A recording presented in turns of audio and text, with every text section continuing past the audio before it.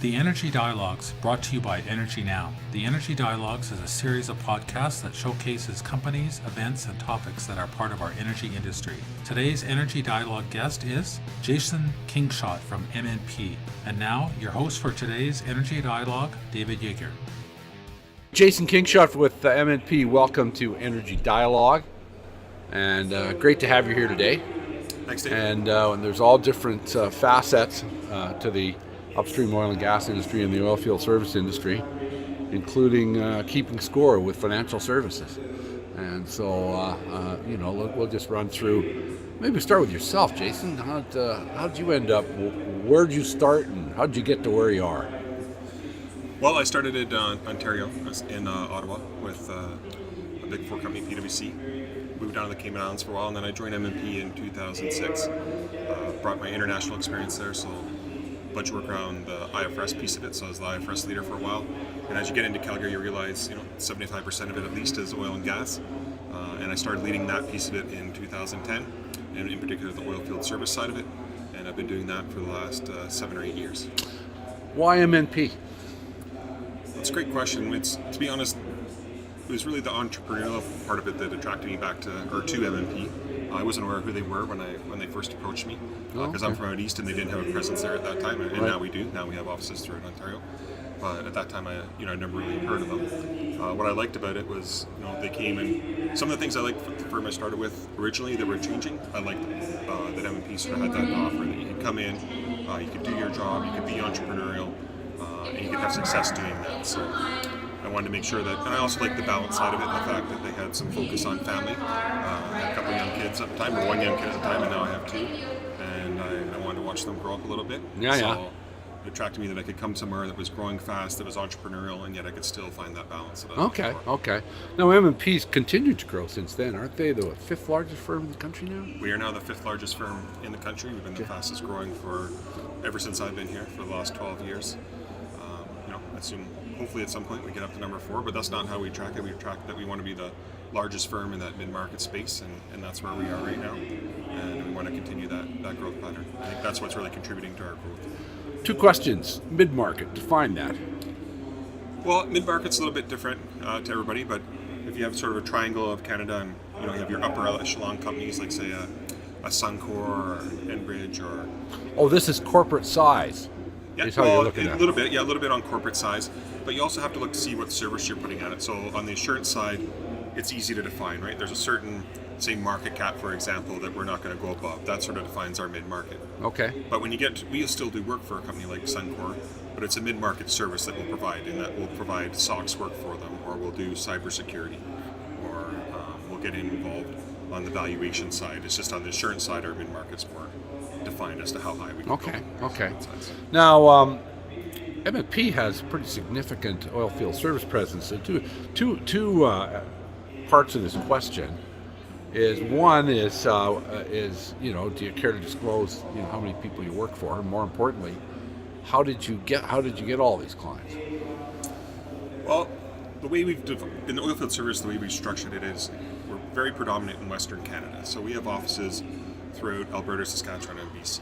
And we have offices obviously in the major centers like Edmonton and Calgary, but we have offices in Grand Prairie, Fort Mac, Red Deer, Medicine Hat. So what we think sort of contributed to our success is that we're in all the places that our clients are in. So you're where the work is done. You got it. Yeah, so, okay. We had an instance last week where we had a company in Calgary. They have their head office here. We have the relationship down here, but they're going up to Grand Prairie. They wanted to meet some new people, maybe look at the potential acquisition, maybe just meet a couple new customers. So we put them in touch with our Grand Prairie guys. They went up, they met with them, they met out for an afternoon, they met a few people, and it worked out well. So they got experts on the ground in the area they're going to, regardless of where they go. Okay. So look, you look at the financial statements for a lot of companies. Right. It's a bit of jungle out there. Is it getting better or worse, or what would be the major financial trends? I mean, everybody knows that 15 and 16 were real tough. I guess the questions would be: are your clients telling you there's a recovery? More importantly, capital providers and lenders. Like, what is the lay of the land from a financial management size for your client base? Yeah, so it's, as you mentioned, it's been tough the last couple of years out there for sure. And it's still tough, right? There's still a lot of pressure on margins. There's still a lot of people hovering around those covenants with the banks, right? Either slightly above or slightly below. Still have to put a lot of importance around that aspect of it. But I definitely say in the last, since September of last year, kind of the last, I guess, 8 to 10 months, you've definitely seen more optimism out there. So you're seeing more bids. When you're dealing with the clients, they're seeing more work come in. Okay. It's becoming more optimistic. There's still, like I said, a lot of pressure on the margins, so it's not like it used to be. Right. When they had that work, Yeah. but it's encouraging. So. Yeah. And how about the capital providers? There was a while that all people wanted to do is get out of this business. Does anybody want to get back in? Are the banks relaxing? Are their equity investors willing to get back in? Yeah, I think we're seeing more of that now, right? The banks have been more than fair. I think throughout the process they worked with the companies that they could for sure, and it's been a long downturn, let's say. So yeah. There's some instances where they probably had to get tougher. Not that they probably wanted to, but they did. But they've been working with them for the most part, and they're seeing some encouraging news come across the plate. There'll still be some that probably don't make it through to the end, but a lot that will. And on the capital side, yeah, we're seeing more come back into play, right? So we met with some guys earlier this week where they'll maybe get a couple $100 million back into the fold to make some acquisitions across Alberta, and that's encouraging, right? You're seeing some private equity money come up this way and back into the industry, whereas, like you mentioned, a year or two ago, it wasn't here. No, because everybody wanted to make sure they were buying at the bottom, right? And, right. Yeah. Right. So you've declared the bottom? Well, I don't know if I declared. I believe you declared the bottom at one point, Dave. I remember. I did that several times. I did that every 90 days for 3 years, Jason. Where the hell did that get me, right? Yeah.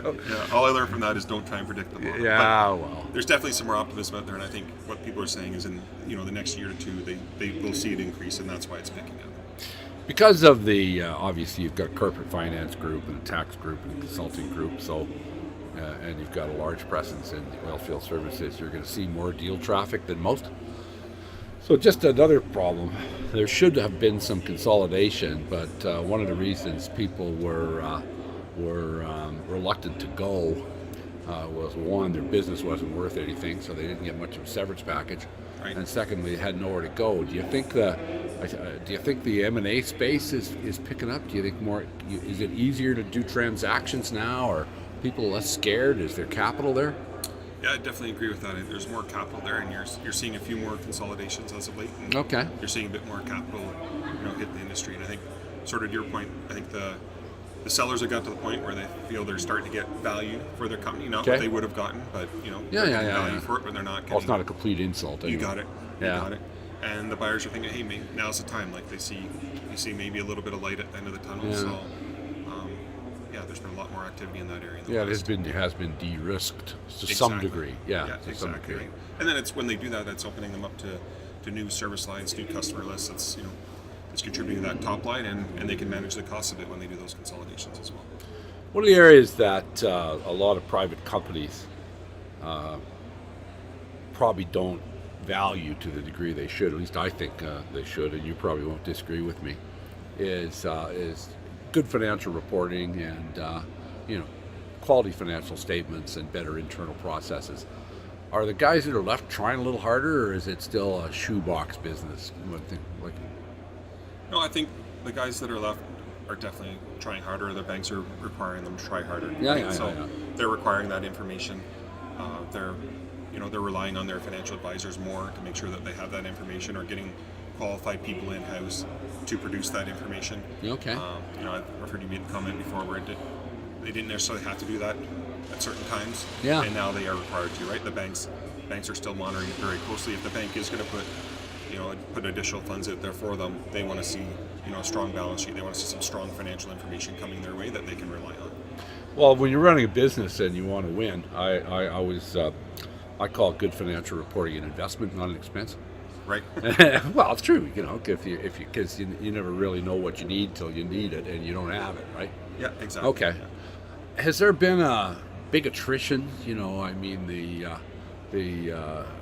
big guys that go make the news, but there has to have been some disappearance of the client base. I'm not saying I don't need a number, but just directionally, did the number of clients you have shrink along with the industry? So I think the number of overall OFS clients has sunk. Yeah. For sure. There's been, there's a lot of pressure on those little guys. It's, to be honest, easier to be a big guy at the moment. If you look at the stats, even on junior oil and gas companies, what was listed 7 years ago versus today, that number has drastically dropped on the junior side. Right. But what I will say on our side is we've probably picked up more clients, and Oh, the reason okay. being, overall, you're seeing a trend where they need that quality financial information, or All right. to be honest, they've started to take a look at their existing, the services being provided by their existing provider. Maybe they've been in there 10, 12 years, and they've looked at all the costs, so they're looking at that and saying, are we getting the services for the fees that we're paying, or are we with the right fit? And for us, fortunately, I guess we've been able to step in a lot of cases, and we are the right fit. We are the right size. I mean, mid-market and nimble. You got it. Okay. Very much so, right? And we've been working with our clients, so that's been successful. But you've definitely seen some drop off. Oh, isn't that interesting? Well, it's nice to know that somebody in some aspect of the oilfield services was able to grow their business, or at least maintain it. Yeah, exactly. Well, that's a positive. At least the number of clients, right? So Yeah, okay. Yeah. But some of our existing clients have shrunk a little bit as well. So Right, that right. would impact it. Yeah. Well, look, I think, obviously, full disclosure, I worked with MNP for 3.5 years.